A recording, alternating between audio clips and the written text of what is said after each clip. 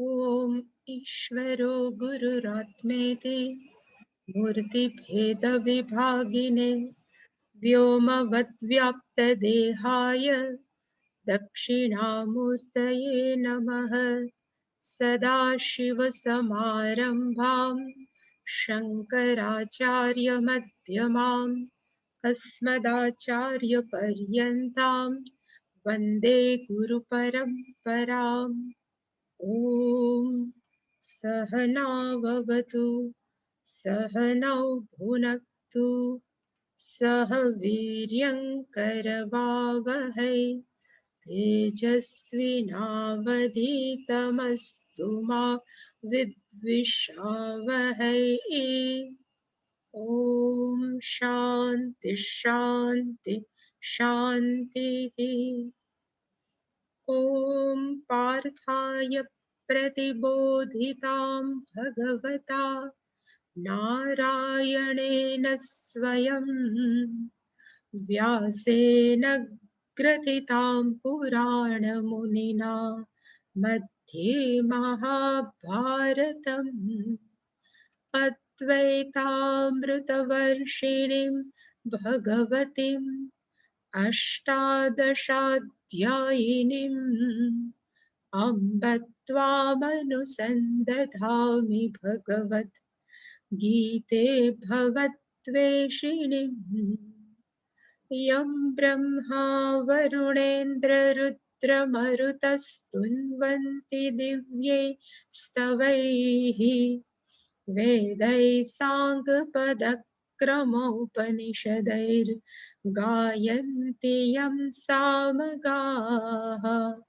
ध्यानावस्थिततद्गतेन मनसा पश्यन्ति यं योगिनः यस्यान्तन्न विदुः सुरासुरगणा देवाय तस्मै नमः। सर्वस्वरूपे सर्वेशे सर्वशक्तिसमन्विते भयेभ्यस्त्राहि नो देवी दुर्गे देवी नमोऽस्तुते। रोगान् शेषानपहंसि तुष्टा रुष्टा तु कामान् सकलानभीष्टान् त्वामाश्रितान् विपन्नराणाम् त्वामाश्रिता ह्यश्रयतां प्रयान्ति। सर्वाबाधा प्रशमनं त्रैलोक्यस्याखिलेश्वरी एवमेव त्वया कार्यम् अस्मद्वैरिविनाशनम्। सर्वस्वरूपे सर्वेशे सर्वशक्तिसमन्विते भयेभ्यस्त्राहि नो देवी दुर्गे देवी नमोऽस्तुते। रोगान् शेषानपहंसि तुष्टा रुष्टा तु कामान् सकलानभीष्टान् त्वामाश्रितान् विपन्नराणां त्वामाश्रिता ह्यश्रयतां प्रयान्ति। सर्वाबाधा प्रशमनं त्रैलोक्यस्याखिलेश्वरी एवमेव त्वया कार्यम् अस्मद्वैरिविनाशनम्। सर्वस्वरूपे सर्वेशे सर्वशक्तिसमन्विते भयेभ्यस्त्राहि नो देवी दुर्गे देवी नमोऽस्तुते। रोगान् शेषानपहंसि तुष्टा रुष्टा तु कामान् सकलानभीष्टान् त्वामाश्रितान् विपन्नराणां त्वामाश्रिता ह्यश्रयतां प्रयान्ति। सर्वाबाधा प्रशमनं त्रैलोक्यस्याखिलेश्वरी एवमेव त्वया कार्यम् अस्मद्वैरिविनाशनम्।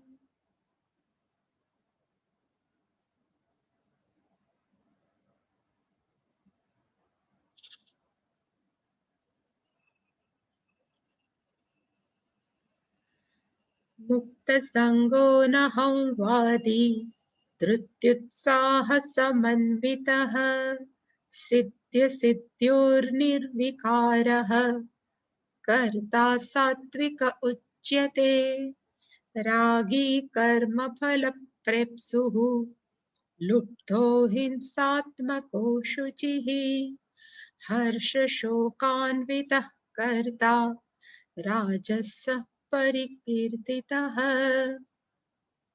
अयुक्तः प्राकृतस्तब्धः शठो नैष्कृतिकोलसः विषादी दीर्घसूत्री च कर्ता तामस उच्यते बुद्धेर्भेदं धृतेश्चैव गुणतस्त्रिविधं शृणु प्रोच्यमानमशेषेण पृथक्त्वेन धनञ्जय.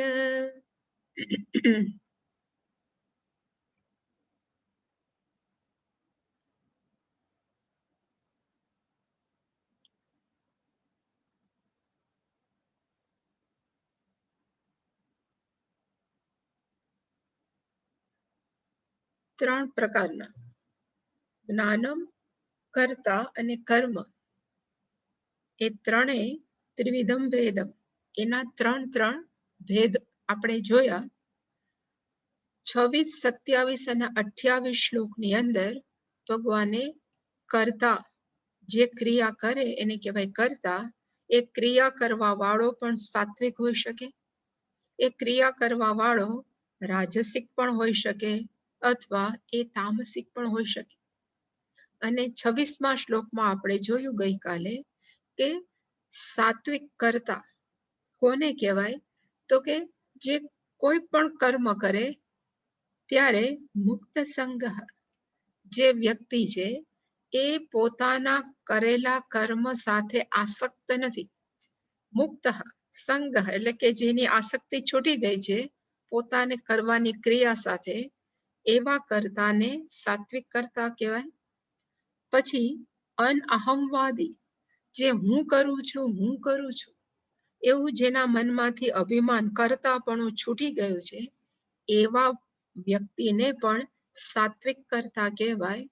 પ્લસ ધૃતિ ઉત્સાહ સમન્વિત, જે કરતા ધીરજથી અને ઉત્સાહથી કોઈ પણ કર્મ કરે છે એ કર્તાને પણ સાત્વિક કર્તા કહેવાય.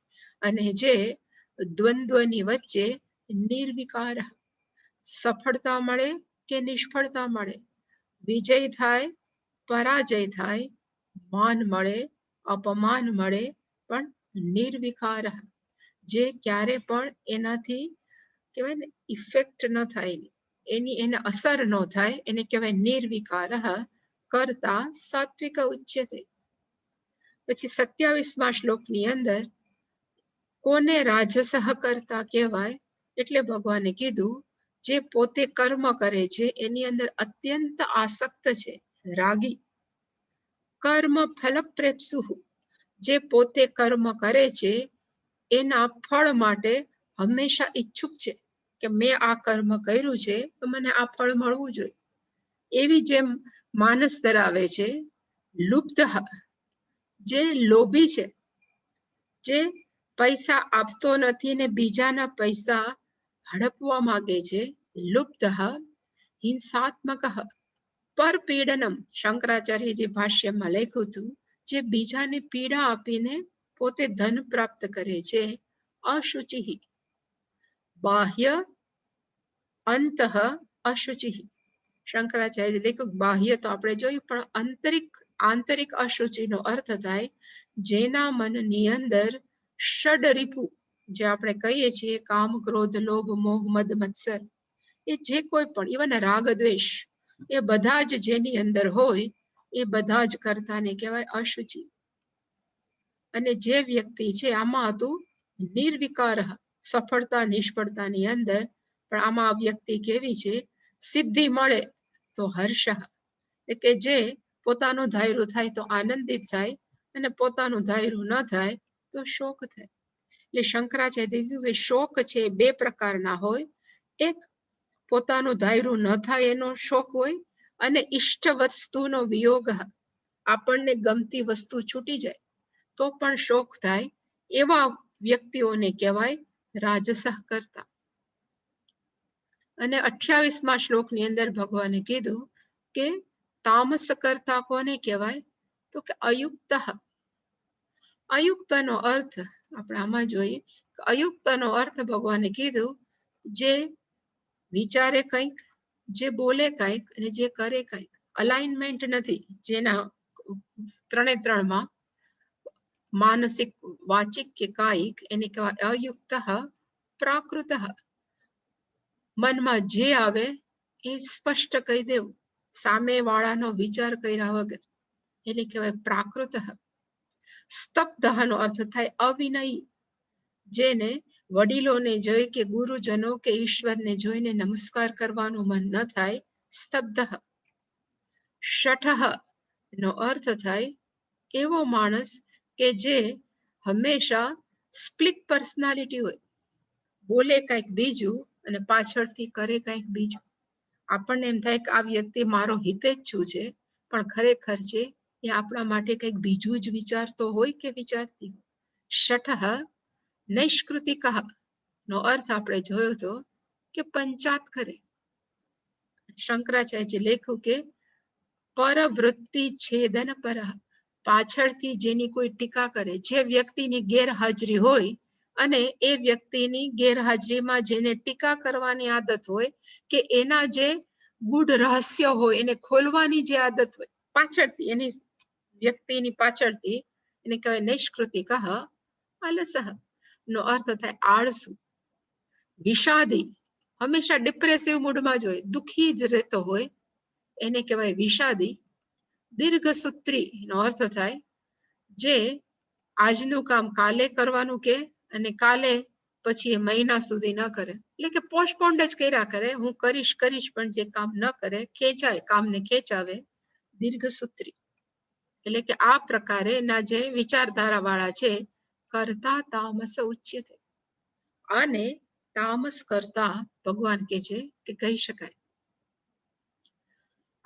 આટલું કીધા પછી આપણે આ પણ જોયું હતું, ભગવાને કીધું કે જો હવે ટોપિક ઉઠાવ્યો છે તો લેટ મી એક્સપ્લેન, એટલે કે મને બીજું પણ કહેવા દો કે બુદ્ધિ, કે બુદ્ધિ ભેદમ, બુદ્ધિ છે અથવા ધૃતેશ ચૈવ, ધૃતિ એટલે કે ધીરજ પણ ગુણતઃ ત્રિવિધમ, એ પણ ગુણ પ્રમાણે 3 પ્રકારના હોય છે.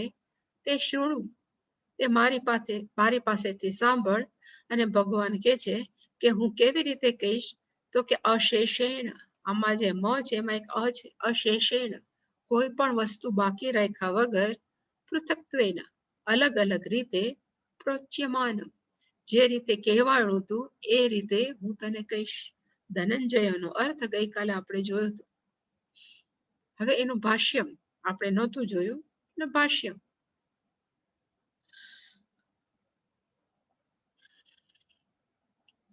શંકરાચાર્ય લખ્યું છે બુદ્ધેઃ ભેદમ, બુદ્ધેઃ ભેદમ ધૃતેઃ ચ એવ. શંકરાચાર્ય જેમ, કારણ કે આની અંદર કઈ એક્સપ્લેન કરવાનું હતું નહીં, એટલે કે બુદ્ધિના ભેદ પ્લસ ધૃતેઃ ચ, એવી રીતે ધીરજના પણ ભેદ છે. ગુણતઃ નો અર્થ શંકરાચાર્ય કીધો સત્વ આદિ ગુણતઃ, આદિની અંદર રજોગુણ ને તમોગુણ, આદિ એટલે કે વગેરે, સત્વ આદિ એટલે કે સત્વ વગેરે, પણ સત્વ, રજસ અને તમસ ગુણતઃ, એ ગુણ પ્રમાણે ત્રિવિધમ શૃણુ, એ કેટલા હોય છે? તો કે 3 પ્રકારના છે, એ તું મારી પાસેથી સાંભળ. ઇતિ સૂત્ર ઉપન્યાસ, એને કીધું કે આ હું તને ટૂંકમાં કહીશ. સૂત્રનો અર્થ થાય ટૂંકમાં કહીશ. પ્રોચ્યમાનમ કથ્યમાનમ, શંકરાચાર્યજી સૂત્ર ઉપન્યાસ નથી લખ્યું, એટલે ભગવાન કૃષ્ણે આમાં ક્યાંય શ્લોકમાં નથી, એટલે સૂત્ર ઉપન્યાસ છે એ બોલ્ડ લેટર્સમાં છે. એટલે આ શંકરાચાર્યજીને પોતાનું કહેવાનું છે કે ભગવાન કહેશે કેવી રીતે? તો કે સૂત્ર, સૂત્રનો અર્થ થાય ટૂંકમાં, ઉપન્યાસ એ ટૂંકમાં એને કહેશે.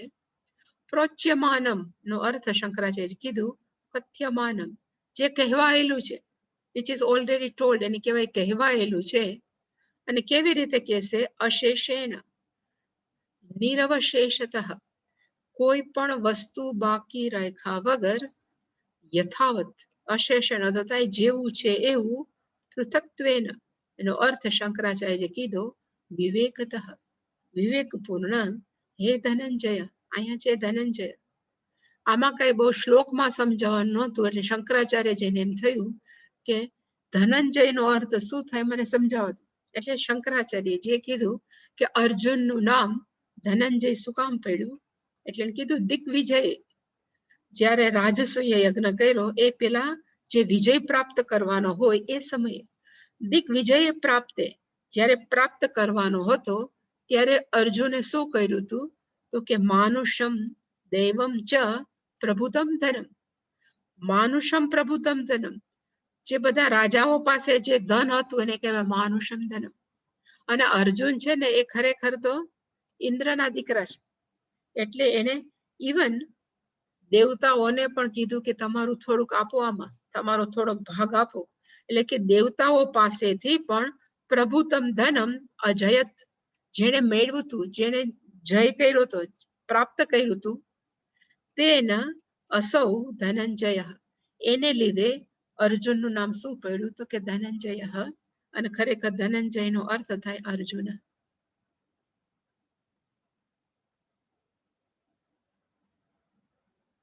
હવે ભગવાન કહે છે કે બુદ્ધિ, બુદ્ધિનો અર્થ થાય ખરેખર નિશ્ચિત, નિશ્ચિત, નિશ્ચિત કહેવાય ને આપણે જે નિશ્ચિત કે વ્યવસાયાત્મિકા બુદ્ધિ, જે નિશ્ચિતાત્મિકા બુદ્ધિ, જેનાથી આપણે કોઈ પણ વસ્તુનો નિર્ણય લઈ શકીએ, એ જે આપણો મનનો ભાવ, જે આપણી જે શક્તિ છે એને કહેવાય બુદ્ધિ. એટલે અહીંયા બુદ્ધિનો અર્થ મેં કીધો છે કે બુદ્ધિનો અર્થ થાય કે એવી બુદ્ધિ જે અલ્ટિમેટ ગોલ શું છે, આપણો અંતિમ ધ્યેય શું છે, કે આપણે અહીંયા આવ્યા છીએ તો અહીંયા એઝ અ મનુષ્ય તરીકે આપણે શું ધ્યેય રાખી શકીએ, એ બધું જે આપણે નિર્ણય કરીએ એને કહેવાય બુદ્ધિ.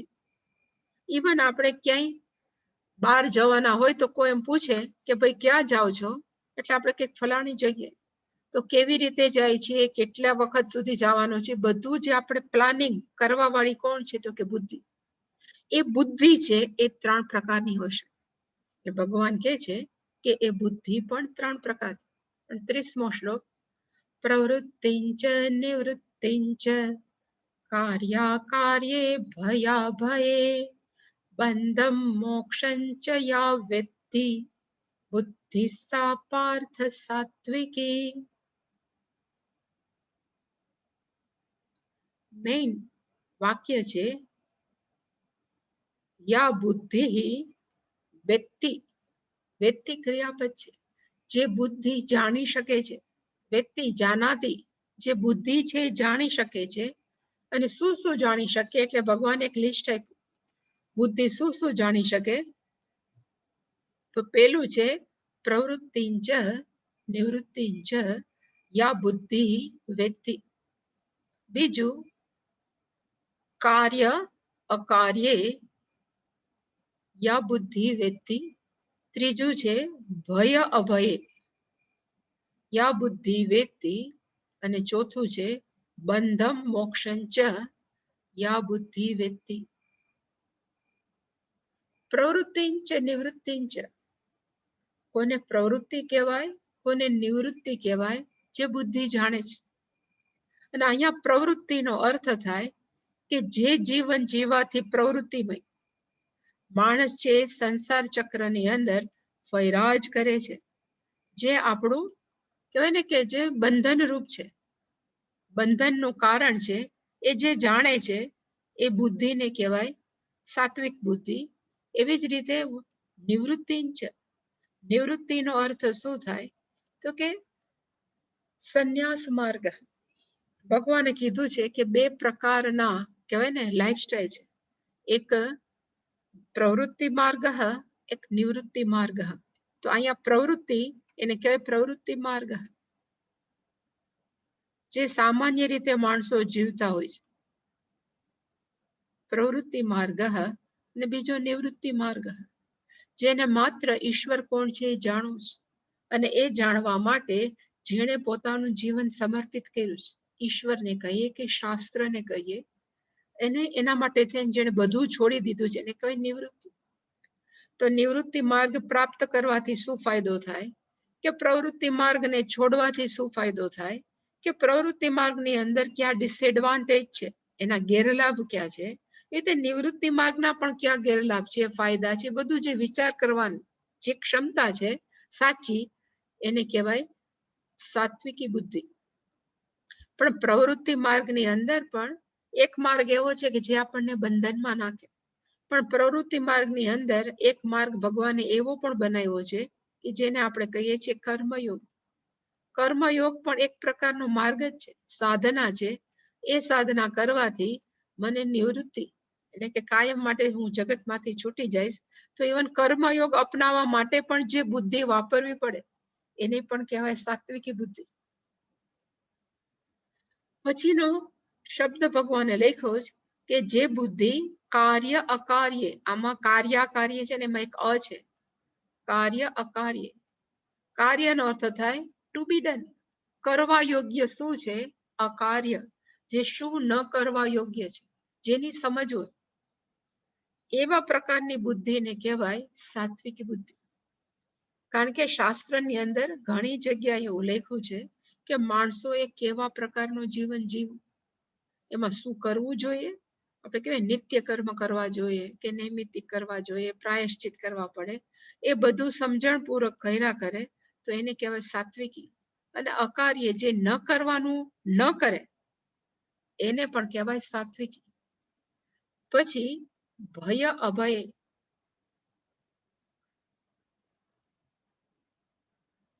કઈ વસ્તુની અંદર ભય રહેલો છે, કઈ વસ્તુની અંદર જરા ભય નથી. અત્યારની કહેવાય ને પરિસ્થિતિની અંદર આપણે વાત કરીએ તો જે વ્યક્તિ સમજે એવું કે બહાર જવામાં ભય રહેલો છે, બહાર એટલે ગામમાં જાય, ખુલ્લામાં આપણે ફરીએ, ભય રહેલો છે, જો એ સમજણ આવે તો એ બુદ્ધિ કેવી કહેવાય, સાત્વિકી. હજી પણ એવા કેટલાય માણસો છે, ક્યારેક આપણે એને ફોનમાં કહીએ કે ભાઈ ધ્યાન રાખજો, બહાર નહીં નીકળતા, તો કે આ બધું એક કહેવાય ને હંબક છે. કોરોના જેવું હંબક છે એવું પણ દલીલ કરવા વાળા છે કે બધું કોકે બીક બધાને બીવડાવવા માટે ઊભું કરેલું છે, એમાં કઈ તથ્ય જ નથી, એને માનવું જ ન જોઈએ. આ બધું ખોટું જ છે. એનો અર્થ કે એ લોકો સાચા ભયને સમજી નથી શક્યા, તો એની બુદ્ધિ સાત્વિકી નથી. એવી જ રીતે અભય કઈ વસ્તુ છે, એવું લખ્યું છે શાસ્ત્રમાં, અભય એક જ વસ્તુ છે, ઈશ્વર. ઈશ્વરને પ્રાપ્ત કરીએ એ જ અભયમ છે, પણ આપણે બીજામાં અભયમ ગોતીએ તો એ સાત્વિકી બુદ્ધિ નથી. એટલે કે જેને સ્પષ્ટ સમજ છે કે ભય કઈ જગ્યાએ રહેલો છે અને અભયતા ક્યાં છે. દ્વૈતમ વા ભયમ ભવતી, શાસ્ત્રમાં એવું લખ્યું છે કે જ્યાં દ્વૈત છે ત્યાં ભયમ છે.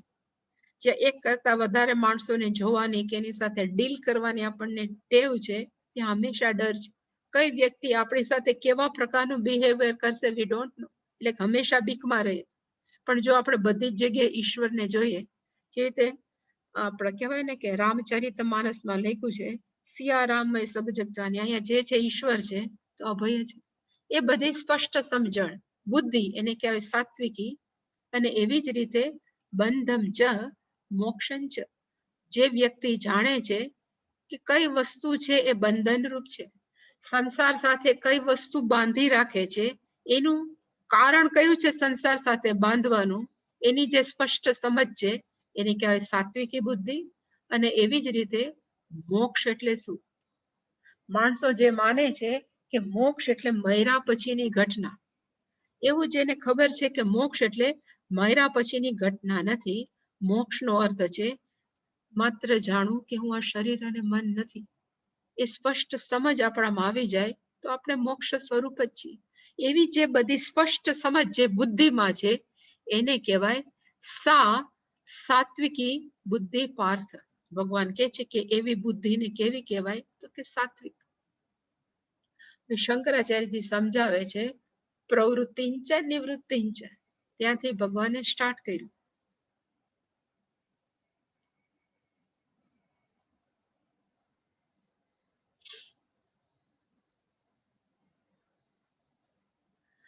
પ્રવૃત્તિંચ એટલે શંકરાચાર્ય લખ્યું કે પ્રવૃત્તિંચ નો અર્થ થાય પ્રવૃત્તિ પ્રવર્તનમ બંધ હેતુ કર્મ માર્ગ. પ્રવૃત્તિનો અર્થ શું થાય તો કે કર્મ માર્ગ. અને કર્મ માર્ગ છે, અને કર્મ એટલે કેવી રીતે, જે માણસો એમ જ માને છે કે હું જ કરતા છું, એવું જે માને છે એ હંમેશા કેનું કારણ છે તો કે બંધ હેતુ, સંસાર સાથે બંધન કરવાનું કારણ છે. જ્યારે પણ હેતુ આવે એને કહેવાય કારણ. અને પ્રવૃત્તિનો અર્થ થાય પ્રવર્તન, જે આપણને હંમેશા પ્રવૃત્ત રાખે છે કર્મની અંદર, એવાને કહેવાય પ્રવૃત્તિ. પણ આમાં શંકરાચાર્યજી નથી લખ્યું, એટલે મેં સ્પષ્ટ કીધું કે એક કર્મ માર્ગ તો છે જ, પણ એક પ્રવૃત્તિ તરીકે આપણે કર્મયોગને પણ પ્રવૃત્તિ માર્ગમાં લઈ શકીએ. કારણ કે કર્મયોગ પણ એમાં એક બુદ્ધિ છે, વ્યવસાયાત્મિકા બુદ્ધિ. જે વ્યક્તિને ખબર છે કે કર્મયોગ છે ધોરી માર્ગ છે ઈશ્વરને પ્રાપ્ત કરવાનો, કર્મયોગ છે ધોરી માર્ગ છે હું કોણ છું એને જાણવાનું, એ સ્પષ્ટ સમજણ સાથે જે પ્રવૃત્તિશીલ છે, પણ જેને કયો માર્ગ અપનાવ્યો છે તો કે કર્મયોગ, પણ એની અંદર પણ પ્રવૃત્તિ તો હોય જ છે, પણ એ કર્મયોગ માર્ગ અપનાવેલા ને પણ શું કહેવાય તો કે સાત્વિકી બુદ્ધિ. આમાં શંકરાચાર્ય નથી લખ્યું, પણ વી કેન એડ ધીસ, આપણે એમાં એડ કરી શકીએ. પછી એવી જ રીતે નિવૃત્તિંચ એટલે શંકરાચાર્ય કીધું કે નિવૃત્તિંચ નો અર્થ થાય નિવૃત્તિ મોક્ષ હેતુ સંન્યાસ માર્ગ. એટલે કે અહીંયા નિવૃત્તિનો અર્થ શું થાય તો કે સંન્યાસ માર્ગ. જે માણસો સંન્યાસ લે છે એ રસ્તો, અને સંન્યાસ માર્ગ છે કેનું કારણ છે તો કે મોક્ષ હેતુ. ખરેખર સંન્યાસી માણસો શું કામ બને છે તો કે મોક્ષ પ્રાપ્ત કરે. આની અંદર લખ્યું નથી, પણ એક કહેવાય ને એક સ્પષ્ટતા કરવાની કે સંન્યાસનું એક નામ છે વિવિદિશા સંન્યાસ. આમ તો ઘણા છે, પણ મેઇન એને કહેવાય વિવિદિશા સંન્યાસ.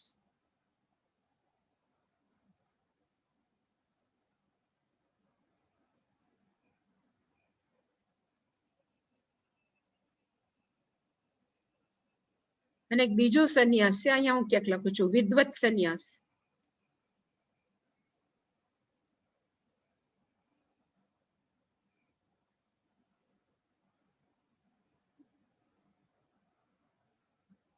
વિવિદિશાનો અર્થ થાય વેદિતુમ ઈચ્છા, જાણવાની ઈચ્છા.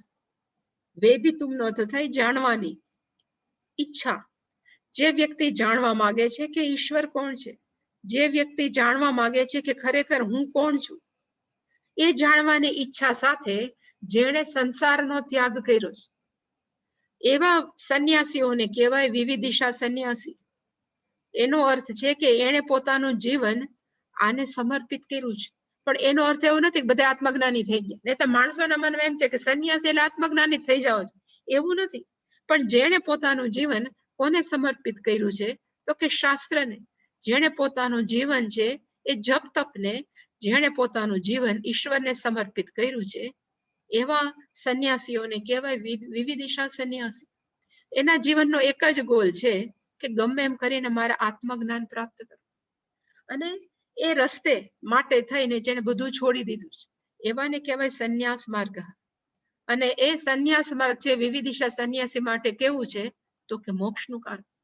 કારણ કે સંસાર છે ઘણી બધી જવાબદારીઓ હોય, એની અંદર મુક્તપણે આપણે ઈશ્વરનું ભજન ન થઈ શકે, મુક્તપણે શાસ્ત્રનું અધ્યયન ન થઈ શકે, અને મુક્તપણે આપણે ક્યારે પણ હું કોણ છું એ જાણવા માટે આપણે આપણો કહેવાય ને ક્વોલિટી ટાઈમ ન આપી શકીએ. એટલે એને કહેવાય વિવિદિશા સંન્યાસ. એટલે કે જેણે આત્મજ્ઞાન પ્રાપ્ત કરવા માટે થઈ અને ભગવા ધારણ કર્યા છે. પણ એક સંન્યાસી એવા છે એને કહેવાય વિદ્વત સંન્યાસ. વિદ્વત સંન્યાસનો અર્થ થાય જેને ઓલરેડી આત્મજ્ઞાન મળી ગયું છે અને પછી જેને સંન્યાસ ધારણ કર્યો છે, એને કહેવાય વિદ્વત સંન્યાસ. પણ એવા બહુ રેર હોય. સપોઝ જનક રાજા છે એ સંન્યાસી થઈ જાય તો એને કહેવાય વિદ્વત સંન્યાસ. એવી રીતે બૃહદારણ્યક ઉપનિષદની અંદર યાજ્ઞવલ્કે ની જે સ્ટોરી આવે છે કે એના પત્ની મૈત્રી અને કાત્યાયની હતા, અને એને કીધું કે હવે મારે સંન્યાસ લેવો છે, તો તો એને આત્મજ્ઞાન થઈ ગયું હતું, એને બધું છોડી દેવા માટે, તો એવા યાજ્ઞવલ્કના સંન્યાસને કહેવાય વિદ્વત સંન્યાસ. પણ એવી વ્યક્તિઓ બહુ જૂજ હોય, કહેવાય ને આંગળીના વેઢે ગણાય. ઇવન કદાચ રામકૃષ્ણ પરમહંસ છે કે રમણ મહર્ષિ છે, એ લોકો ધારો કે સંન્યાસ લઈ લે, તો એવા સંન્યાસને કહેવાય વિદ્વત સંન્યાસ. પણ મોટા ભાગના સંન્યાસીઓને કેવો દરજ્જો આપવામાં આવે?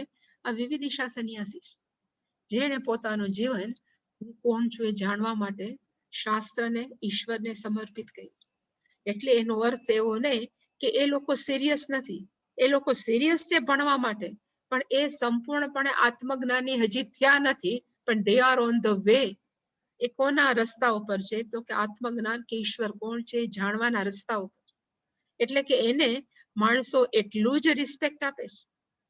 એટલા માટે જ શાસ્ત્રની અંદર એવું ઘડતર કર્યું છે કે જે આશ્રમચાર છે ને, બ્રહ્મચર્ય, ગૃહસ્થ, વાનપ્રસ્થ અને સંન્યસ્ત આશ્રમ, તો જે બ્રહ્મચારી છે બ્રહ્મચર્ય આશ્રમમાં છે, અને એક છે જે સંન્યાસ છે આશ્રમની અંદર જેને પ્રવેશ કર્યો છે, એની બધી જ જવાબદારી, લોજિંગ, બોર્ડિંગ, ખાવું પીવું, જે નાની મોટી જે જવાબદારી છે એ ઉઠાવે કોણ?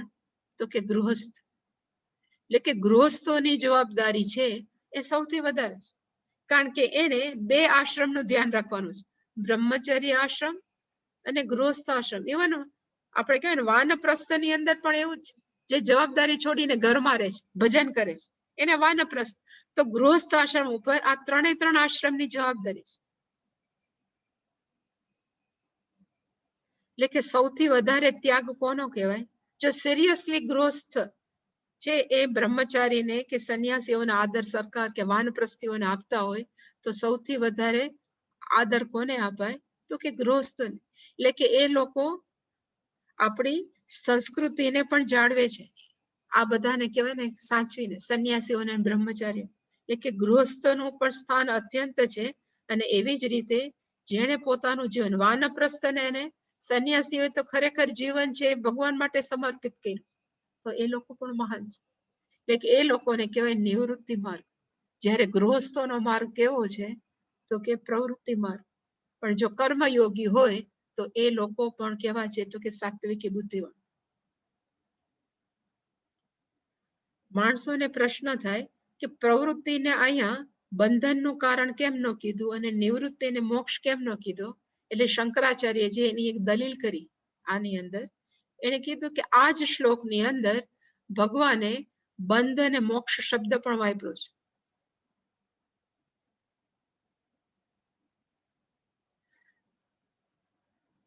અહીંયા છે બંધમ ચ મોક્ષં ચ, અને અહીંયા છે પ્રવૃત્તિ અને નિવૃત્તિ. એટલે પ્રવૃત્તિ નિવૃત્તિને લીધું કે પ્રવૃત્તિ માર્ગ ને નિવૃત્તિ માર્ગ, જ્યારે બંધ અને મોક્ષને લીધું કે સંસારમાં બાંધવાનું અને સંસારથી છૂટવાને મોક્ષ. એ શંકરાચાર્ય જે દલીલ સાથે અહીંયા કીધું, બંધ મોક્ષ સમાન વાક્યત્વાત. બંધ અને મોક્ષ છે એક જ વાક્યમાં છે, કારણ કે અહીંયા બંધ મોક્ષ છે અને બીજું કેવું છે ભેગું? તો કે પ્રવૃત્તિ અને નિવૃત્તિ બધા એક જ વાક્યમાં છે. કારણ કે એક આખું વાક્ય છે, 30મો શ્લોક એટલે એક વાક્ય.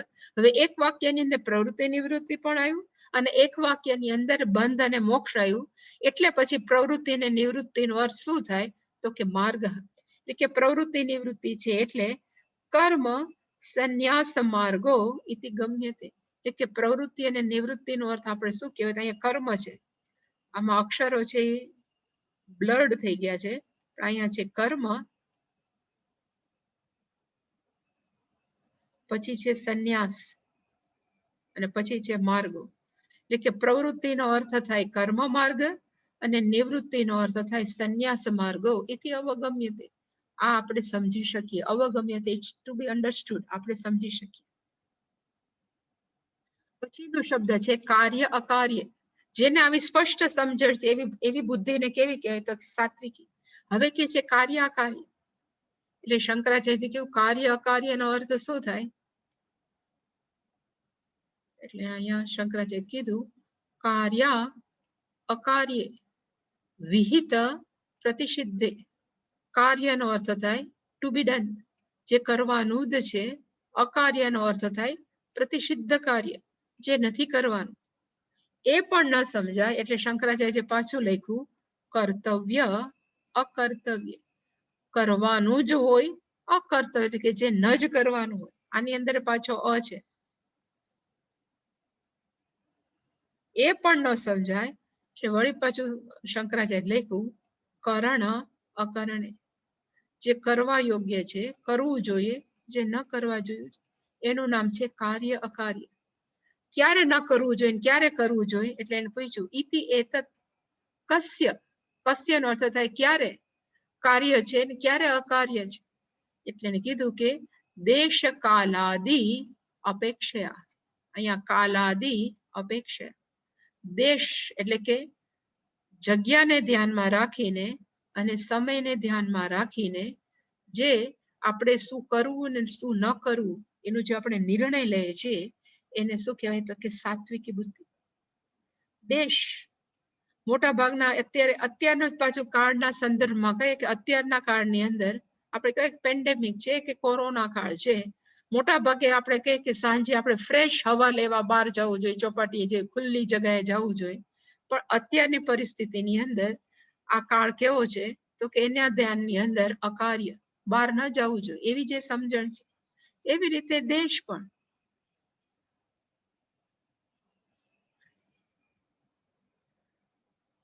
આપણા શાસ્ત્રની અંદર ખરેખર કેવું છે ખબર કે આપણે જયારે જમવા બેસીએ ને ત્યારે મૌન રાખવાનું.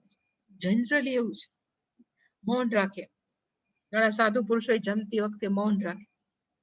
પણ ફોરેનની કન્ટ્રીમાં આપણે ક્યારેક જાય અમેરિકામાં તો એ લોકો મોટા નિર્ણય જયારે લેવા હોય ને ત્યારે ડિનર પાર્ટી રાખે કે લંચ પાર્ટી રાખે.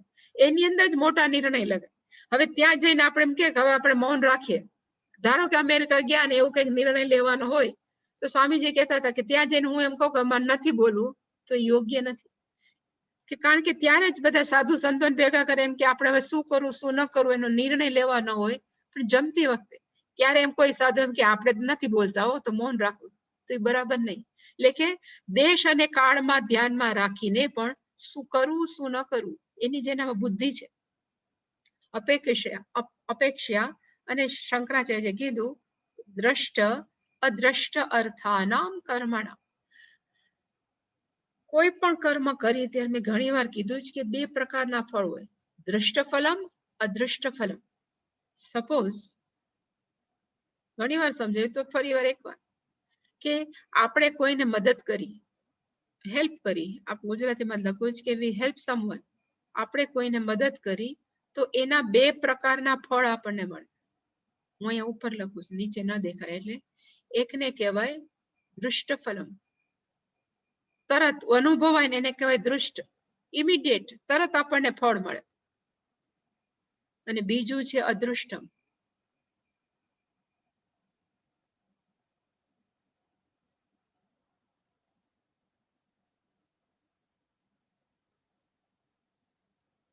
કોઈ પણ વ્યક્તિ છે જેને આપણી સહાયની જરૂર છે, આપણે એને મદદ કરી તો તરત આપણને અંદરથી એક આનંદ થાય કે આપણે કોકને મદદ કરી. કે અંદરનો જે આનંદ છે એને કહેવાય તરત ફળ મળ્યું. આનંદ છે એને કહેવાય દૃષ્ટ ફલમ. અંદર જે આનંદ પ્રાપ્ત થયો એને દૃષ્ટ ફલમ. પણ આપણે જે મદદ કરી છે એ આપણા ખાતાની અંદર પુણ્ય રૂપે જમા થાય એને કહેવાય અદૃષ્ટમ. એટલે કે કોઈ પણ કર્મ કરીએ, કોઈ પણ સારું કે ખરાબ, એના બે પ્રકારના ફળ હોય. દૃષ્ટ મીન્સ ઇમિડિયેટ રિઝલ્ટ અને બીજું છે અદૃષ્ટમ જે આપણા કહેવાય ને સંચિત કર્મ કે ખાતામાં જમા થાય પાપ અથવા પુણ્યની દ્રષ્ટિ.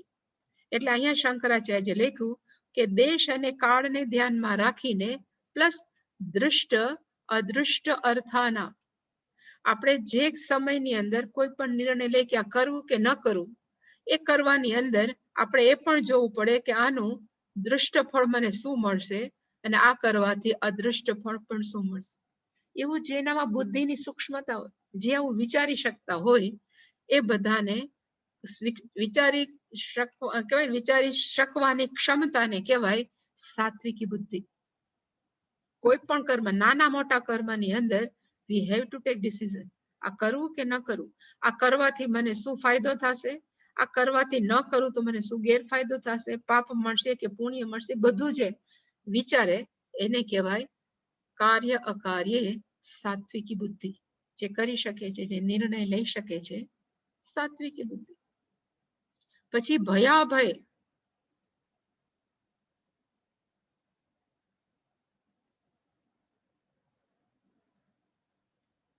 ભય અભયે. હવે ભયનો અર્થ શું થાય? એટલે શંકરાચાર્ય કીધું બિભેતિ અસ્માત ઇતિ ભયમ. બિભેતિ નો તો થાય ડરવું. અસ્માત એટલે કે જેનાથી આપણે ડરીએ છીએ એનો મનનો ભાવ છે એને શું કહેવાય? તો કે ભયમ. તદ વિપરીતમ, એનાથી ઊંધું જેનાથી આપણે નથી ડરતા એને શું કહેવાય? તો કે અભયમ. ભયમ ચ અભયમ ચ એને કહેવાય ઇતરેતર દ્વંદ્વ સમાસ. એટલે શંકરાચાર્ય કીધું ભયમ ચ અભયમ ચ એ બે ભેગા થાય એને કેવું? ભય અને અભય. પણ ભય ક્યાં રાખવાનો? એટલે ફરી પાછું શંકરાચાર્ય લખ્યું દ્રષ્ટ અદ્રષ્ટ વિષયો. ભયનો અર્થ થાય કે કોઈ પણ આપણી સામે સાપ પડ્યો તો બોલ્ડ થવાની જરૂર નથી. કહેવાય ને આપણે તો બહુ સાહસિક છે, હાલો સાપને હાથમાં પકડું. જો સાપ પકડવાની વિધિ ન આવડતી હોય તો ન પકડે. એટલે કે તો આપણે ગમે એવા મોટા માણસો હોય તો પણ આપણે મનની અંદર સાપની તો બીક રાખવી જોઈએ. એવી રીતે હમણાં મેં સાંભળ્યું હતું કે કોઈક મોટા મહાત્મા હતા. એનું બધે કે માને બહુ છે, એટલે ઘણા વખત પહેલા, એટલે હું નાની હતી ત્યારનું જ. એ મહાત્માને એમ થયું કે મારે સિંહની કેશવાળી ઉપર હાથ ફેરવો છે, કારણ કે હું તો મહાન છું. સિંહની, હવે સિંહને તો ખબર નથી કે આ મોટા મહાત્મા છે કે મારે એને પ્રણામ કરવા જોઈએ. એટલે કે એવી જેનામાં બુદ્ધિ ન હોય, ભલે ગમે એટલા મહાત્મા, તો આપણને ખબર તો પડવી જોઈએ ને કે દ્રષ્ટ વિષય છે, સામે સિંહ છે, તો એના કેશવાળી ઉપર હાથ ફેરવવા ન જોઈએ. નાનું બાળક હોય તો હાથ ફેરવે એ વાત જુદી છે, પણ જેનો ભય રાખવો જોઈએ ને રાખવો જ જોઈએ. એટલે એમ કીધું કે દ્રષ્ટ વિષયો હો ભય અભયો હો. એવી કે અદૃષ્ટ, જે આપણને ખબર નથી, અંજાણ જગ્યાએ જાય ને આપણને એમ થાય કે અહીંયા મને કાંઈ ન થાય, એવું રાખવાની જરૂર. બધી જ જગ્યાએ ક્યાં ડરવા જેવું છે, ક્યાં ડરવા જેવું નથી, એ જો આપણે સમજણપૂર્વક મનમાં નિર્ણય કરીએ તો આપણી બુદ્ધિ કેવી કહેવાય? તો કે સાત્વિકી બુદ્ધિ. આપણું ગુજરાત છે ને એ સેફ છે એવું કે છે. ગુજરાતની અંદર ગમે એવી દીકરી રાતે 10-11 વાગે અમદાવાદમાં કે ગમે ત્યાં નીકળી શકે લગભગ. પણ બિહાર સ્ટેટમાં જાઓ કે આપણે કહેવાય ને કે આ બધા ઓરિસ્સા, એની અંદર સામાન્ય માણસ પણ 8 અંધારું થાય પછી ન નીકળે. તો આપણને ખબર પડવી જોઈએ કે ત્યાં દ્રષ્ટ અદ્રષ્ટ ભય ને ભય કેવું છે. એવી નિર્ણય સાથે આપણે જો વર્તન કરીએ તો આપણી બુદ્ધિ કેવી છે? તો કે સાત્વિક. પછીનું છેલ્લું છે બંધ હેતુ. એટલે શંકરાચાર્ય લખ્યું કે બંધનો અર્થ કેવું છે? તો કે બંધમનો અર્થ થાય સહેતુકમ. સંસાર સાથે આપણને કોણ બાંધે છે એનું કારણ ખબર હોવી જોઈએ. અહમેશામ મમ એતે, આ બે જ વાક્ય છે, એ આપણને કેવું કારણ છે? તો કે બંધ હેતુ. અહમેશામ, હું આ બધાયનો છું અને એ બધા મારા છે. મારા પરિવાર વાળા મારા છે ને હું એનો છું. એક સામાન્ય મારા હોય, બધા મારા, બીજાને જે થવું છે એ જે આપણામાં મારાપણું છે, એ કેનું કારણ છે? તો કે બંધમ. અને મોક્ષ પણ આપણને ખબર હોવો જોઈએ સહેતુકમ, કારણ સહિત, કે મોક્ષ કોને કહેવાય. સામાન્ય ઘણા માણસોના મનની અંદર છે કે મોક્ષ એટલે મરણ પછીની ઘટના, અને પાછા એમ જ માને કે મોક્ષ એટલે ફરીવાર આવવાનું ન થાય. જો મોક્ષ એક ઘટના હોય તો મર્યા પછી એક ઘટના છે, અમુક કાળ પીરિયડમાં થઈ, સમયમાં થઈ, તો એ સમય પૂરો થાય એટલે વળી પાછા આપણે મોક્ષમાંથી બંધાઈ ગયા. એવી જેને સ્પષ્ટ સમજ નથી તો એને કહેવાય કે એની બુદ્ધિ છે એ સાત્વિકી નથી. પણ જેને ખબર છે કે મોક્ષ સહેતુકમ, મોક્ષનું ખરેખર કારણ કયું છે, અજ્ઞાન જ મોક્ષનું કારણ છે, એવું જે યા વ્યક્તિ જે બુદ્ધિ જાણે છે, વિજાનાતી, એ બુદ્ધિને કેવી કહેવાય? તો કે સાત્વિકી. હંમેશા અમે સ્પષ્ટતા કરી, આજે ફરી વાર સ્પષ્ટતા કરું કે માણસો એમ માને છે કે મોક્ષ એટલે શું?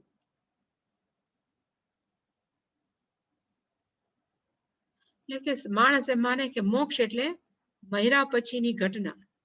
કા કૈલાસ ધામ જાય, કા સાકેત ધામ જાય, કા ગોલોક જાય, વૈકુંઠ જાય, કોઈ પણ અક્ષરધામ જાય, કેટલા બધા છે. હવે આપણે મર્યા પછી એમ કહેવાય. અને પછી મોક્ષનો અર્થ થાય કે યત ગત્વાન અનિવર્તન્તે, એકવાર જો મોક્ષ પ્રાપ્ત થાય તો પાછું ન આવે. હવે સપોઝ આને કહેવાય લોજિક. હું હંમેશા કહું છું કે માણસે પોતાનું ક્યારેક તર્ક તો વાપરવો પડે.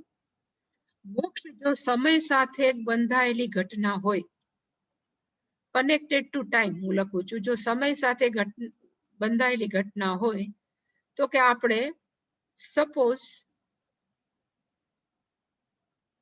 ટાઈમ એ ખાલી એક નામ આપું છું કે ટાઈમ એ ઉપર આપણે મર્યા પછી મોક્ષ પામ્યા, સપોઝ ટાઈમ એ, તો એ ટાઈમ છે એનો ક્યારેક તો પૂરો થાય જ ને. એ ટાઈમ માંથી બી ટાઈમ થાય જ. આપણે એમ કહીએ સવાર છે તો સાંજ તો પડે જ. કે જે વસ્તુ સમય સાથે એ ટાઈમ હોય તો અમુક વખત પછી એ ટાઈમ ફરીને પાછો બી ટાઈમ આવશે, તો ત્યારે પાછો આપણો મોક્ષ છે પૂરો થઈ જશે.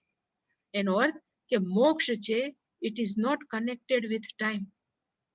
અને જો આપણું મરવું છે એ હંમેશા સમય સાથે, આપણે જીવ જૈનમાં છે તો શરીર છે એ અમુક સમયે મરશે જ. તો મોક્ષ છે એ ક્યારેય સમય સાથે બંધાયેલી ઘટના નથી. એ જે વસ્તુ સ્પષ્ટ સમજી શકે તો પછી મોક્ષ શું છે? તો કે મોક્ષ છે એ પ્રાપ્ત કરવાની વસ્તુ નથી. ઘણી વાર કીધું છે, આજે ફરી વાર, પ્રાપ્ત ન થાય. શું કામ પ્રાપ્ત ન થાય? તો હું એમ કહું કે અત્યારે 2 વર્ષ પહેલા મને મોક્ષ પ્રાપ્ત થયો તો, આ સમયે આટલા વાગે મને મોક્ષ પ્રાપ્ત થયો તો, પછી અમુક સમય પછી આપણે કહે કે હવે મોક્ષ પૂરો થઈ ગયો, કારણ કે ટાઈમ છે અપ. ઘણી વાર આપણે કહે યોર ટાઈમ ઇઝ અપ. એવી રીતે મોક્ષનો પણ ટાઈમ શું થઈ જાય તો પૂરો. એટલે આપણે એમ કે હું 2 વર્ષ પહેલા તો મોક્ષ પામી ગઈ હતી, હવે વળી પાછી બંધાઈ ગઈ. એ આપણું બોલવું છે કે એવું કહેવાય ને કે ઇટ ઇઝ નોટ લોજિકલ. પણ છતાં માણસો એમ કે છે કે મોક્ષ છે એ શું છે? તો કે મર્યા પછીની ઘટના. પણ જે વ્યક્તિ સમજે છે કે મોક્ષ છે એ કેવું છે, તો કે માત્ર સમજવું જોઈએ કે હું ક્યારે પણ બંધાયેલું હતું જ નહીં. ચૈતન્ય તત્વ એ જે સ્પષ્ટ જાણે છે એવી બુદ્ધિને કેવી કહેવાય? તો કે બુદ્ધિ સા પાર્થ સાત્વિકી. એવી બુદ્ધિને ભગવાન કહે છે કે સાત્વિકી બુદ્ધિ. હવે શંકરાચાર્યજી એક વાક્ય મૂક્યું અહીંયા. આપણે જ્ઞાન જોયું હતું, જ્ઞાન ત્રિવિધમ. એટલે શંકરાચાર્યજી કીધું તત્ર જ્ઞાનમ બુદ્ધેહે વૃત્તિ. ત્યારે મેં કીધું તું જ્ઞાનનો અર્થ થાય એક અન્ડરસ્ટેન્ડિંગ, એક સમજણ. એટલે કે જ્યારે 3 પ્રકારના જ્ઞાન કીધા હતા, સત્વ, રજસ અને તમસ, એ પણ જ્ઞાન શું છે? તો કે બુદ્ધિની એક વૃત્તિ. વૃત્તિનો અર્થ એક વિચાર, વિચારધારા છે.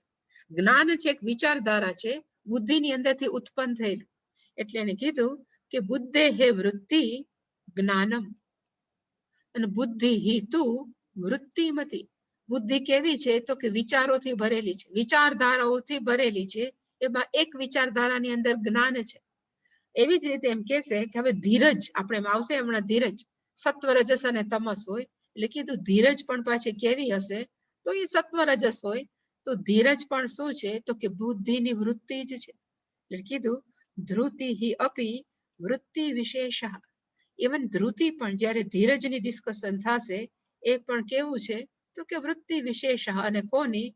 તો કે બુદ્ધેહે એવ. એ બુદ્ધિની એક વૃત્તિ છે. જ્ઞાનમ બુદ્ધિની વૃત્તિ છે. એટલે કે જેટલી આપણી બુદ્ધિ સાત્વિક એટલું આપણી અંદર જ્ઞાન પણ કેવું આવશે? તો કે સાત્વિક. જેટલી આપણી બુદ્ધિ સાત્વિક એટલી આપણી અંદર ધીરજ પણ કેવી આવશે? તો કે સાત્વિક. એટલે કે પોલિશ કરવાની કઈ જરૂર છે? તો કે બુદ્ધિને. એની મળે પછી એની વૃત્તિઓ સાત્વિક થતી જાય. સાત્વિક બુદ્ધિ સમજાવ્યા પછી હવે ભગવાન કહે છે કે રાજસિક બુદ્ધિ કોને કહેવાય? યયા ધર્મમ અધર્મમ ચ કાર્યમ ચાકાર્યમેવ ચ અયથાવત પ્રજાનાતિ બુદ્ધિ સા પાર્થ રાજસી. યયા બુદ્ધ્યા, યયાનો અર્થ થાય જેની વડે, કે જે બુદ્ધિ વડે ધર્મમ ચ અધર્મમ ચ, એવી જ રીતે કાર્યંચ અકાર્યંચ. ધર્મનો અર્થ થાય યોગ્ય શું છે, અધર્મનો અર્થ થાય અયોગ્ય શું છે. કાર્યનો અર્થ થાય શું કરવું જોઈએ, શું ન કરવું જોઈએ. એ અયથાવત પ્રજાનાતિ, જે સ્પષ્ટ રીતે નથી સમજાતું. યથાવતનો અર્થ થાય જેવું છે એવું. અયથાવતનો અર્થ થાય જેવું છે એવું નહીં, જુદી રીતે. જે જાનાતિ સા બુદ્ધિ પાર્થ રાજસી. એવી બુદ્ધિને કેવી કહેવાય? તો કે રાજસી. મેં ઘણી વાર કીધું છે, આપણે રજ્જુ સર્પનું ઉદાહરણ આપીએ છીએ હંમેશા વેદાંતની અંદર, કે દોરડાની અંદર સાપ જોયો એટલે માણસને ભ્રમ થયો કે દોરડાની અંદર સાપ જોવો એ શું છે? તો કે ભ્રમ છે. પણ દોરડાની અંદર સાપ જે આપણે જોઈએ છીએ એમાં એક કન્ડિશન છે કે ત્યારે દોરડાની અંદર સાપ જોયો ત્યારે અજવાળું કેવું છે? તો કે બહુ પ્રકાશય નથી, બહુ અંધારું નથી, ઝાંખું અજવાળું. ઝાંખા અજવાળાની અંદર માણસોએ દોરડાની અંદર શું જોયો? તો કે સર્પ.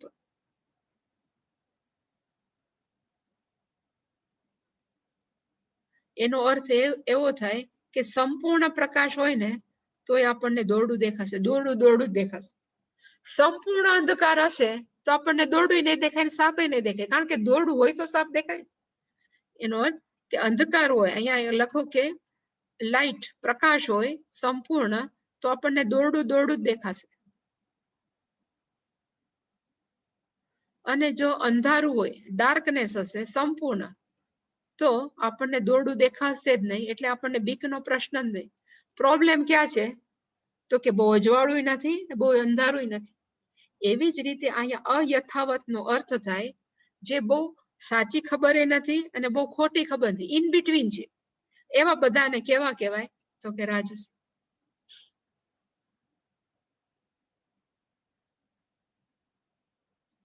એટલે અહીંયા લખ્યું છે કે યયા ધર્મમ ચ.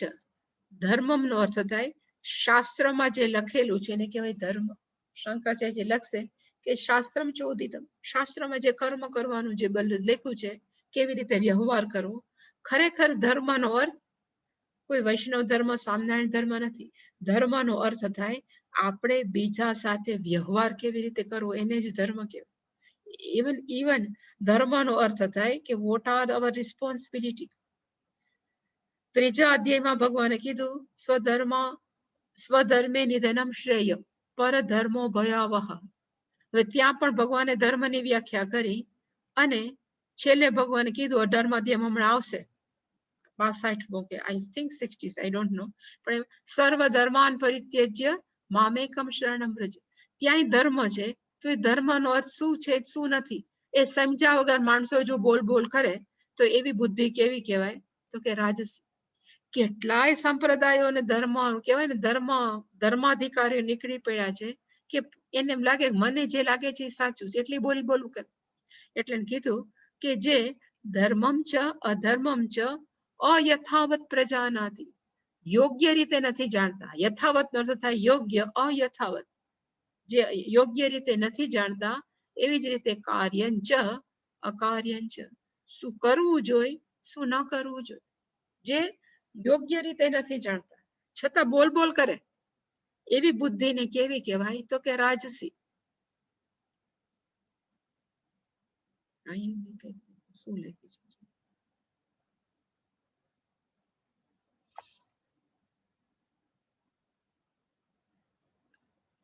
તેને ઘણા એમ કે છે કે તમે 5 કલાક રોજ ધ્યાનમાં બેસો ને તો જો તમને મોક્ષ મળી જાય. પછી કોક એમ કે તમારી કુંડલીની જાગૃત કરો ને તો તમને મોક્ષ મળી જાય. કોક એમ કે તમે ઓલી વિપશ્યના કઈક શિબિર થાય, એમાં તમે મહિનો 2 મહિનો બેસો, તમારે બધું ક્લીનસિંગ થઈ જાય ને તમને જો મોક્ષ મળી જાય. એનો અર્થ મોક્ષ બધાને પ્રાપ્ત કરવો છે, પણ મોક્ષ કેમ પ્રાપ્ત કરવો એ અયથાવત જાનાતી. જેને ખબર નથી તો બોલ બોલ તો કરે છે. એવી જે બુદ્ધિ છે, એમનો કંઈક મને નથી ખબર, ક્યાંય મોડા ન પડે, જે હોય બધું બોલ બોલ કર્યા કરે, એ બુદ્ધિને કેવા કહેવાય? તો કે રાજસી બુદ્ધિ.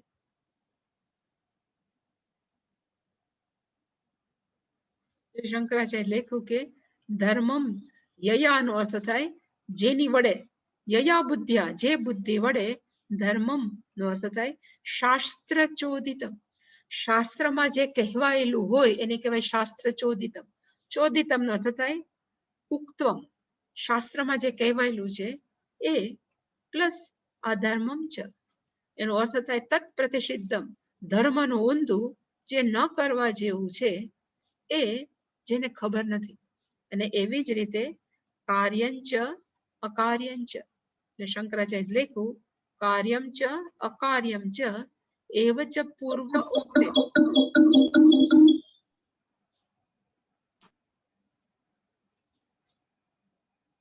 એની આપણે સાથે ઘણું એડ કરી શકીએ.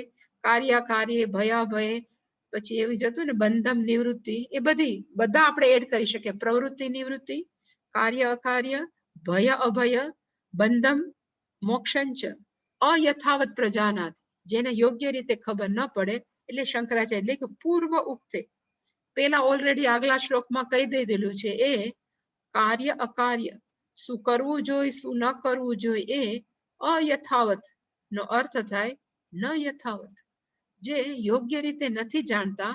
સર્વતઃ નિર્ણયેન ન પ્રજાનાતિ, જે યોગ્ય રીતે નિર્ણય નથી લઈ શકતા.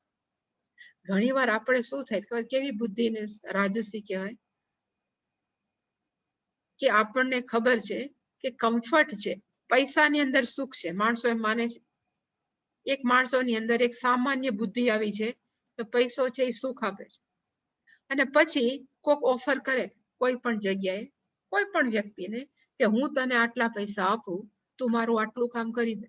પછી ઓફિસમાં હોય, અહીંયા કેટલાય ટીચર્સ અમારા સેમ શાળાના એવા છે કે બીજા ટીચરને કે તમે 3 દિવસ ન આપો, હું તમારી હાજરી પૂરી નાખીશ. તમે તો હાજર જ છો. પછી એ બીજા ટીચર જે આવે ત્યારે આગલા ટીચરની હાજરી, બધાને ખબર છે કે પોતે કરીએ છીએ એ સાચું નથી, એટલે કે એ અધર્મ છે, પણ અયથાવત.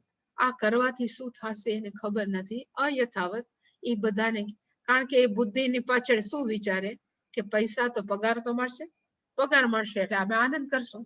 એવી જે એક માનસિક જેની કહેવાય ને એ નિર્ણય કરે છે, એ બધાને કેવા કહેવાય તો કે રાજસી. જે મૂલ્યોને પણ દાવ પર લગાવી દે છે એવાને કહેવાય રાજસી બુદ્ધિ.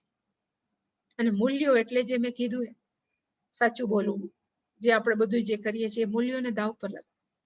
એનાથી ઊંધા સાવ તામસી અધર્મ અને ધર્મ કે ભગવાન કહે છે એ બુદ્ધિને કેવા કહેવાય તો કે તામસી. એટલે કે 32મા શ્લોકની અંદર અધર્મ ધર્મ મિતિયા મન્યતે તમસાવૃતા સર્વાર્થાન વિપરીતાંશ્ચ બુદ્ધિસ્સા પાર્થ તામસી.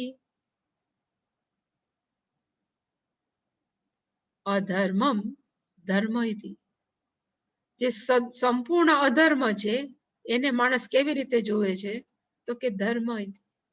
અને કેવી રીતે જુએ છે તો કે તમસાવૃત્ત, જેની બુદ્ધિ છે એ અંધકારથી છવાયેલી છે. અજ્ઞાન રૂપી અંધકાર કયો કે કોઈ પણ રૂપી અજ્ઞાનથી જે છવાયેલી છે, તમસાવૃત્તા. અને સર્વ અર્થાન, સર્વાર્થાન નો અર્થ થાય સર્વ અર્થાન, દુનિયાના બધા જ પદાર્થો એને પણ કેવી રીતે જુએ છે વિપરીતાંશ, ટોટલી ઓપોઝિટ. જે મૂલ્ય દેવું જોઈએ એના કરતા જુદી રીતે જુએ એવા પ્રકારની બુદ્ધિને છે એ કેવી કહેવામાં આવે છે તો કે તામસી.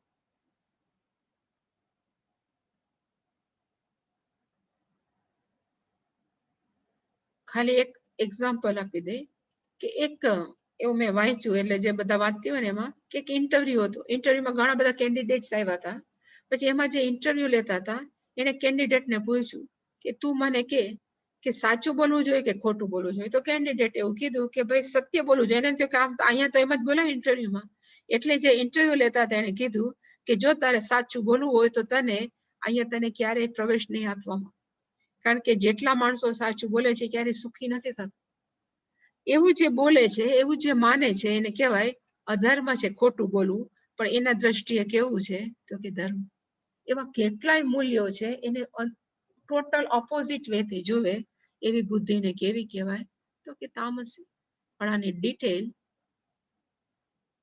નેક્સ્ટ ટાઈમ સોમવારે. એની ક્વેશ્ચન, કોઈ પ્રશ્ન? હા માતાજી. હા બોલો. હા માતાજી. આપણા મોક્ષની જે તમે વ્યાખ્યા બતાવી, હમ. તો આપણે શાસ્ત્રની અંદર ને એમાં તો પરતંત્રતામાંથી મુક્તિ એ મોક્ષ કીધું, એ રીતની વ્યાખ્યા બતાવી. હા, તો અત્યારે શરીરને તમે પરતંત્ર છો એમાં છૂટી જાવ એટલે તમે મોક્ષ થઈ ગયા. પરતંત્ર કયા સંદર્ભમાં કે છે જોવું જોઈએ ને. હા. તમે શરીરને પરતંત્ર છો, હું મરી જવાનો તો શરીર મરે, તમે you are depend on body. તો આપણે શરીરને પરતંત્ર છીએ, આપણે મનને પરતંત્ર છીએ, અને શરીર અને મનને પરતંત્ર, એના સગાવાલાને પરતંત્ર છીએ. એટલે ખાલી સગાવાલાને પરતંત્ર નથી, આપણે આપણા શરીર ઉપર પરતંત્ર જ છીએ. શરીર જે કરે એ જ આપણે એમ માની, એમાંથી છૂટી જાય કે હું શરીરમાં નથી એટલે મોક્ષ. પછી એને જરાક એક્સટેન્ડ કરવું પડે ને, એ જ વિચારધારાને એક્સટેન્ડ કરે એટલે ખબર પડે કે ખાલી પરિવાર છે એ જ પરતંત્રતા નથી, પૈસો એ પરતંત્રતા નથી, મારું શરીર ઉપર હું જે આધાર રાખું છું એ પણ પરતંત્રતા જ છે, મારા મનના વિચારોને હું પ્રાધાન્યતા આપું છું એ પણ પરતંત્રતા છે. એમાંથી આપણે છૂટી જાય કે મનમાં ભલે જે વિચારે હું તો સ્વતંત્ર છું, તો આપણે મુક્ત છે, એટલે આપણે બંધાયેલા છે. મનમાં જે વિચારો એમ જ કરીએ છીએ ને એટલે જ બંધાયેલા છે.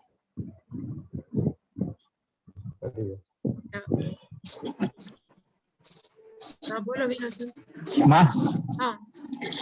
હા આજના સત્સંગ વિશે તો પ્રશ્ન નથી મને કઈ.